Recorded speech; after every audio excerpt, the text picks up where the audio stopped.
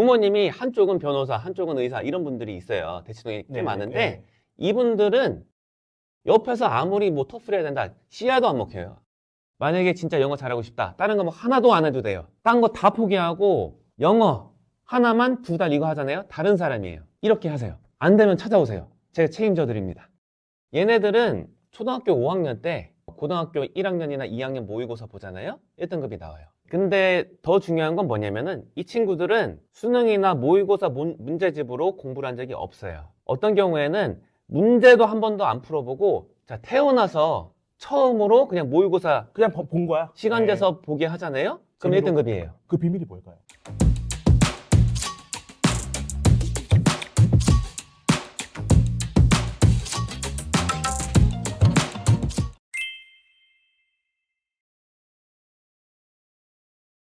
안녕하십니까. 자녀교육에 꼭 필요한 정보를 드리는 가른 패밀리 브루스피디입니다. 여러분 오늘 정말 특별한 분을 모셨습니다. 그들은 어떻게 영어 1등급을 만드나의 저자이신 남기정 원장님을 모셨습니다.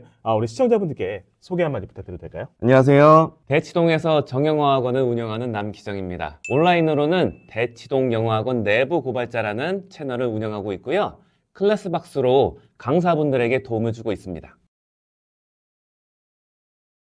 대치동에서도 상위권에 해당하는 친구들이 있을 거잖아요. 네. 그 아이들을 키우시는 학부모님들의 공통점, 특징 같은 게 있을까요? 분명히 있습니다. 이거는 실은 대치동 내부에서도 모르는 분들이 많아요. 이분들의 특징이 뭐냐? 제일 큰 게 뭐냐면은 유행에 안 흔들려요. 그러니까 유행이 교육계에도 있어요.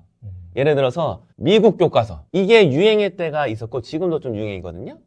그러니까 이제 우리가 학원에서 쓰는 교재는 미국 교과서에 해당하는 부분도 있고 아닌 부분이 실은 더 많거든요. 네네. 근데 이분들이 상담을 할 때 하시는 말씀은 뭐냐면은 이거 미국 교과서 아닌데 이거 검증된 교재 맞아요? 의심스럽다. 이렇게 반응하시는 분들이 잘 못하시는 자제분을 둔 부모님들이에요. 예를 들어서 뭐 초등학교 때 뭐 토플을 시켜야 된다 이런 네. 분들 있잖아요. 근데 토플 뭐 시험 보면 70점 나오고 이런 친구들이에요. 근데 토플을 시켜야 된다는 이런 부모님들이 많거든요.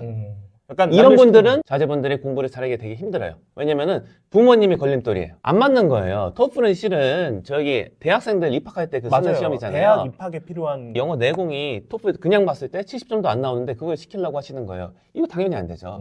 근데 이제 잘하시는 분들, 대치동 안에서도 상위권이신 자제분을 둔 학부모들은 이런 유행을 그냥 무시하세요. 이분들이 제일 중시하는 게 뭐냐면은 책 읽기 그리고 글쓰기예요. 굉장히 고전적이고 인류가 수백 년 동안 검증한 방법을 믿고서 따라가는 거예요. 그리고 이게 왜 가능하냐? 네.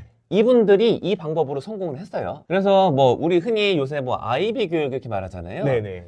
아이비 교육이 왜 나왔냐면은 이 생각을 해야 돼요. 이게 스위스에서 만들어진 건데 스위스에 약간은 대외적인 업무를 하시는 네. 분들이 많아요. 네. 뭐 UN 네. 이런 데나 뭐 외교관 이런 데서 이제 그 일하시는 분들이 많은데 이분들은 이사를 자꾸 다녀야 돼요. 외국으로. 옮겨 다녀야 네. 되니까. 네네. 근데 자식들 교육은 잘 시키고 싶잖아요. 그렇죠. 그래서 만약에 이분들이 예측을 한국으로 이제 돌아와서 입시를 애들이 할 것 같았다. 네. 해서 그걸로 준비했는데 만약에 알고 보니까 뭐 저기 독일에서 대학교 입학을 해야 됐다. 네네. 이러면은 입시가 망하는 거예요. 그러니까 이분들이 어떤 생각을 했냐면은 야 우리가 어느 나라 가서 살게 될지 모르는데 우리 자식들은 교육을 잘 시켜야 되지 않냐. 네네. 이런 생각을 해서 어느 교육 체제든 통하는 방법을 찾아보자 해서 만든 게 아이비거든요. 아이비의 핵심이 뭐냐? 책 읽고 글쓰기예요. 이게 어느 교육 체제든지 상관없이 다 통하는 교육 방식이니까. 이거는 불변이에요. 글쓰기를 잘하는 애들 중에 공부를 못하는 사람이 없어요. 태어나서 한 명도 못 봤어요. 그러니까 이거는 무조건 통하는 방식이에요. 부모님이 한쪽은 변호사, 한쪽은 의사 이런 분들이 있어요. 대치동에 꽤 네네. 많은데 네. 이분들은 책만 읽혀요. 거의. 글쓰기만 해요. 옆에서 아무리 뭐 토플 해야 된다, 씨알도 안 먹혀요. 안 들어요. 그거는 진짜 그분들은 속으로 이렇게 생각할 거예요. 약간은 왜 이걸 하고 있지 사람들이? 토플 그냥 봤는데 70점도 안 나오는데 그걸 하고 있다고? 대치동에서도 상위권인 부모님들의 특징 멀리 봐요. 중학교 내신 같은 거 몇 개 틀려도 신경 안 써요. 이게 중학교 내신의 고질적인 문제가 뭐냐면은 이상한 거에 집중을 많이 하는 게 있거든요. 예를 들어서 영어로 말씀을 드리면 투부정사의 용법 이런 게 있어요. 요 문제를 1년 동안 계속 내요. 근데 이거는 실은 고등학교 들어가잖아요. 네. 내신에서도 한 문제도 안 나와요. 이거를 모르시고 당장에 내신 점수만 중학교 때 잘 받고 싶다. 네. 이런 부모님들은 그거를 계속 시키는 거예요, 애들한테. 야, 투부정사 용법 정리해. 이거 제일 중요한 거야. 급한 불이니까. 네.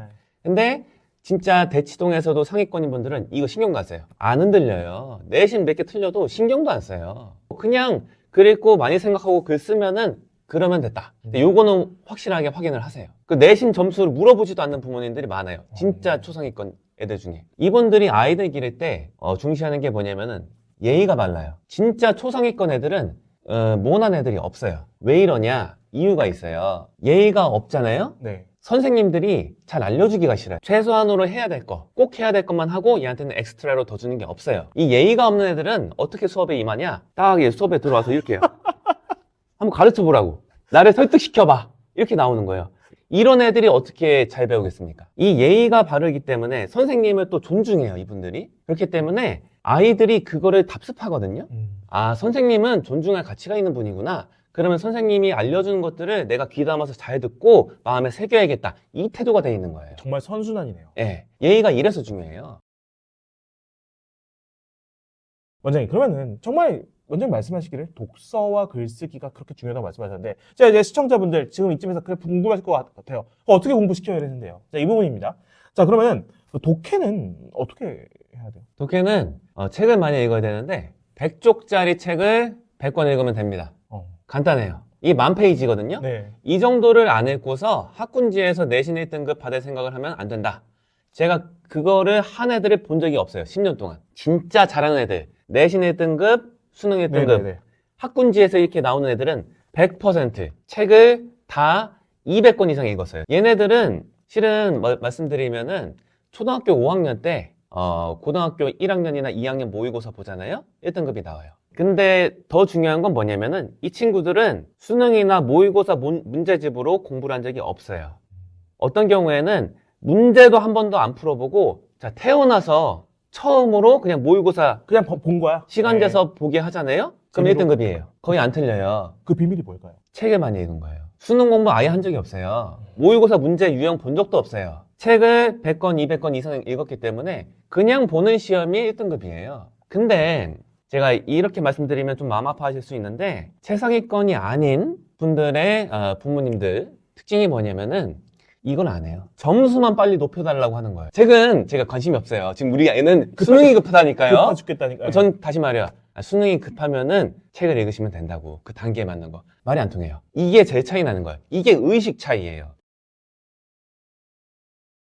그러니까 글 읽기에 대해서 포인트가 있는데요. 그게 뭐냐면은 단어를 찾아보면서 책을 읽으면 안 돼요. 이렇게 하면 포기해요. 스트레스를 잔뜩 받고 실은 짜증이 납니다. 그래서 리듬감 다 깨지고 흐름 다 깨지고 이게 읽을 수가 없어요. 그러면은 어떻게 읽으라는 거냐? 맞아요. 단어를 모르는데 쉬운 걸 읽으라니까요. 쉬운 거. 자기에 맞는 수준의 책을 읽어야 됩니다. 이게 문제가 뭐냐면은 대부분의 경우에 학습자들은 인지가 성장하고 정서가 발달한 후에 영어 책을 읽기 시작해요. 인지 수준이랑 비교했을 때 영어 수준이 한참 낮은 거예요. 그러니까 이게 안 맞아요. 자기가 인지 정서적으로 재밌다고 여기는 책은 영어 수준이 훨씬 높은 책이기 때문에 그렇겠죠, 아무래도. 자기 영어 수준이 감당할 수가 없어요. 이래서 어렸을 때 시작해야 돼요. 어렸을 때는 인지, 정서 발달이 낮잖아요. 근데 그 타겟을 한 책들은 영어 수준도 낮거든요. 네. 같이 가는 책이에요. 그걸 읽으면은 읽을 책이 많고 재밌어요. 어렸을 때 읽으면 이래서 책이 재밌는 거예요. 빠져들고 하지 말라고 해도 해요. 이 아이들은 스트레스 받았을 때 책 읽어요. 그걸로 스트레스 푸는 거예요. 이게 포인트고 속도가 중요해요. 한쪽을 읽는데 2분이 넘어가면 안 돼요. 한쪽이라 말씀하신 텍스트 몇 자? 이게 보통 미국 소설은 평균이 한쪽에 250개에서 300개 정도 들어가 있어요. 특히나 한 100쪽짜리 책들은 다 이렇게 돼 있어요. 근데 요거를 초당 2.5개 단어 정도를 읽으면은 그게 2분 이내예요. 우리가 영화 같은 거 볼 때 영어 자막이 뜨잖아요. 네네네. 그게 1초당 2.5개예요. 너무 빠르다는 생각이 안 들잖아요. 그 정도 속도로 책을 읽어야 돼요. 그게 안 된다. 단계를 낮춰야 돼요. 무조건. 그러면은 100쪽짜리 100권 읽는데 부담스러운데요? 엄두를 못 내겠어요. 이렇게 생각하시는데 제가 말씀을 드릴게요. 쪽당 2분을 읽잖아요. 네. 그럼 이게 2만 분이죠? 네. 그죠? 요거를 분으로 이게 시간으로 환산하면은 하루에 6시간을 읽으면은 56일이면은 다 읽을 수가 있어요. 교육방학이 대략 2달이거든요. 네. 교육방학 때 다 할 수 있어요. 하루에 6시간 투자하면은. 네. 딴 건 다 제끼세요. 만약에 진짜 영어 잘하고 싶다. 다른 거 뭐 하나도 안 해도 돼요. 딴 거 다 포기하고 영어 하나만 2달 이거 하잖아요. 다른 사람이에요. 이렇게 하세요. 안 되면 찾아오세요. 제가 책임져 드립니다.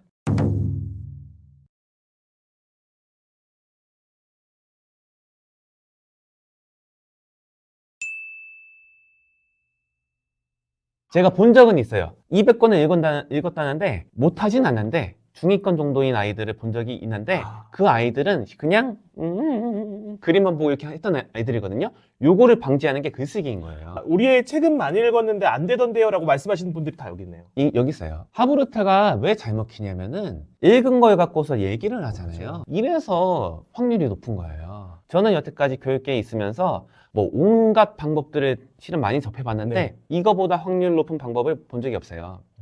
책을 읽고 그거에 대해서 이야기를 나누는 거예요. 읽은 사람들끼리. 네네. 그리고 나서 그거에 대해서 글을 쓰잖아요. 그거에 대해서 첨삭까지 지도가 이루어지고 코멘트까지 받고 곱씹어보는 과정을 한 다음에 다시 쓰기를 한다. 이렇게 했는데 안 된 친구들을 본 적이 없어요. 이거는 무조건 됩니다.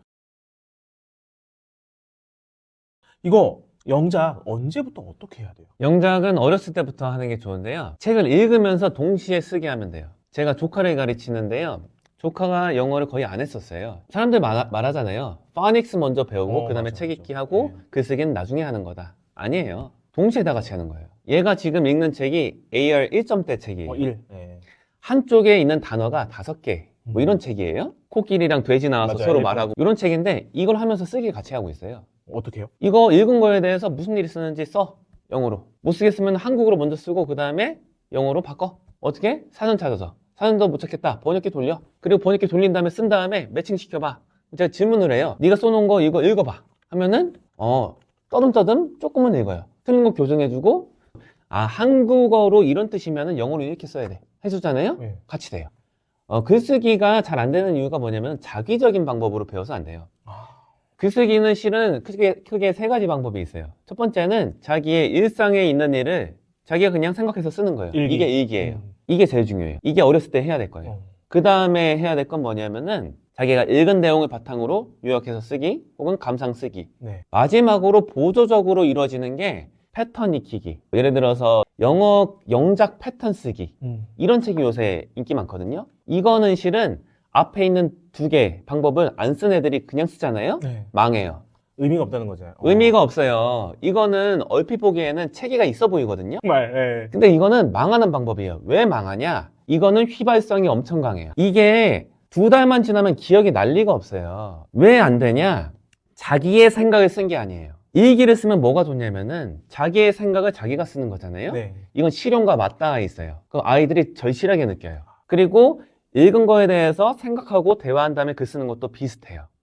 이건 좀 더 발달된 단계이긴 한데 이것도 내 생각을 쓰는 거잖아요. 네네. 그래서 각인이 돼요. 근데 패턴에 맞춰서 쓰는 거는 짜임새는 훨씬 있어요. 명문장이고 놓치는 패턴이 없는데 이거는 안 돼요. 기억에 남을 수가 없어요. 왜냐? 내 생각이 아니잖아요. 이런 분들이 있으실 것 같아요.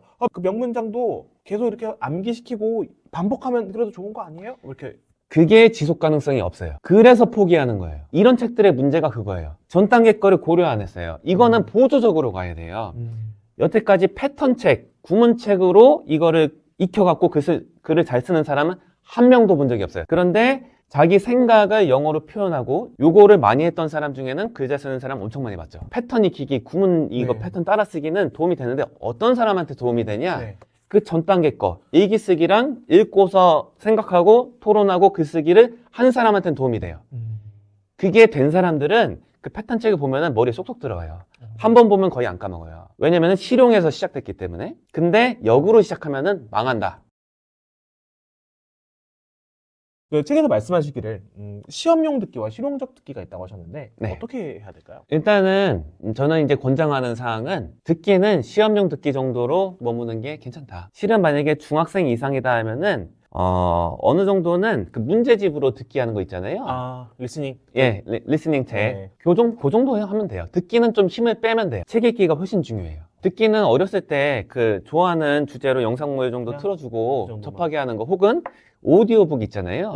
아이들은 이제 글자랑 그 소리가 매칭이 안 되는 경우가 있으니까 어렸을 때 오디오북도 같이 틀어주면 괜찮아요. 그런데 이게 학년이 높아질수록 듣기는 할 시간이 별로 안 나올 거예요. 그래서 중학교 이후의 단계라면 실용영어 듣기 이거는 일단 좀 접어두고 문제집 정도 풀면 돼요. 실용영어 듣기는 솔직히 말씀드릴게요. 제가 군대를 저기 카투사로 AFN에서 일했어요. 방송국이거든요. 네네. 주변에 다 그 미국인들이 거의 90% 원어민들. 이상. 네. 예. 하는데 이제 처음 갔을 때 바보였어요. 토익이나 뭐 토플은 듣기가 만점이었어요. 근데 실용영어는 30%를 이해를 못 하겠는 거예요. 완전 극공감. 예. 어려워요. 요거는 시즌으로 부딪혀야 돼요. 예, 나중에 하면 돼요.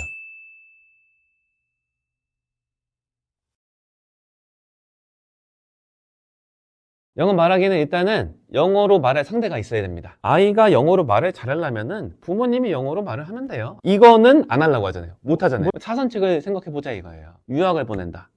혹은 한국에 있는 국제학교 보낸다. 유학 보내면 잘해요. 이것도 못하는 가정 많잖아요. 맞아. 영어로만 배우는 이머션 방식을 쓰는 학원에 보낸다. 이게 그 다음 방식이고 나머지는 뭐 그냥 저기 전화 영어나 화상 영어 이런 건데요. 제가 말씀드린 순서가 효과가 좋은 순서예요. 오늘 점심으로 뭐 먹었어? 이 정도 수준의 단계는 실은 연습을 하고 2년 정도 하면은 기본 회화 정도 잘하는데 대부분의 아이들은 어떤 문제를 겪고 있냐면은 거기서 안 늘어요. 그 이상을 실은 치고 나가려면은 이것도 마찬가지로 많이 글을 읽어야 돼요. 다시 그 처음에 말씀해 주신 네. 읽기로 돌아갑니다. 남을 설득할 수 있을 정도의 말하기, 남한테 약간은 감동을 줄 수 있는 말하기, 말을 잘하네? 이 정도의 말하기 평가를 받으려면은 실은 생각이 많고 아는 게 많고 경험한 게 많아야 돼요. 그럼 이거를 어떻게 해야 되냐? 글을 읽고서 글에 대해서 딴 사람 의견 들어보고 자기 생각을 다듬고 이런 과정이 있어야지 진짜 말을 잘하는 게 가능하다. 대치동 내부 고발자에서 남기정 원장님의 더 깊은 다양한 인사이트를 보실 수 있다는 점을 다시 한번 상기시켜 드립니다. 네, 가든 패밀리와 대치동 내부 고발자 구독과 좋아요는 여러분 자녀 교육의 핵심 중에 첫 스타트라는 것을 다시 한번 상기시켜 드립니다. 책 많이 읽고 책에 읽은 거에 대해서 대화 나누고 그 다음에 글 쓰기 하면 끝이다. 이거는 안 될 수가 없어요. 이 영상을 뭐 이렇게 보시다가 너무 많아 내용이 딴 거 다 잊으셔도 이건 기억하셔야 돼요. 이거는 무조건 통하는 방법이에요. 입시가 어떻게 변해도 상관없어요. 다른 나라를 가도 통해요. 우리나라에서도 통해요. 제일 좋은 방법입니다. 원장님 오늘 정말 날카롭고 따뜻한 인사이트 나눠주셔서 너무 감사드립니다. 감사합니다.